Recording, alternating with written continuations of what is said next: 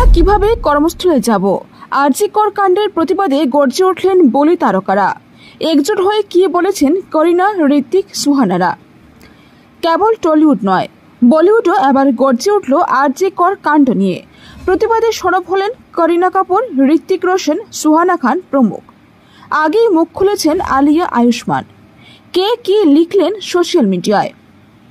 লিখলেন করিনা, 14 আগস্ট যখন বাংলার বিভিন্ন প্রান্ত সহ গোটা দেশের বিভিন্ন জায়গা থেকে আরজি কর কাণ্ডের প্রতিবাদ হিসেবে পথে নামলেন নাগরিকরা, তখন সোশ্যাল মিডিয়ায় নিজেদের ক্ষোভ উগড়ে দিলেন বলিউড তারকারা। করিনা কাপুর খান এদিন তার একটি পোস্টে লেখেন, 12 বছর সেই একই ঘটনা, সেই একই প্রতিবাদ, কিন্তু তাও আমরা বদলের অপেক্ষা করছি। কি লিখলেন ঋত্বিক?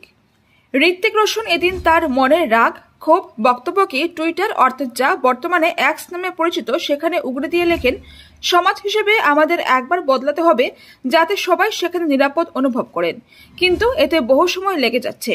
আমাদের ছেলে মেয়েদের সঠিকভাবে মানুষ করলে আশা করছি এই বদলে আসবে। প্রজন্ম ভালো হবে অনেক, আমরা ঠিক পারবো, কিন্তু এখন আপাতত এই ঘটনার দ্রুত বিচার চাই, আর সেই শাস্তি এতটাই কঠিন এবং দৃষ্টান্তমূলক হয়ে যাবে যাতে অপরাধীরা আর এই কাজ করার কথা না ভাবে।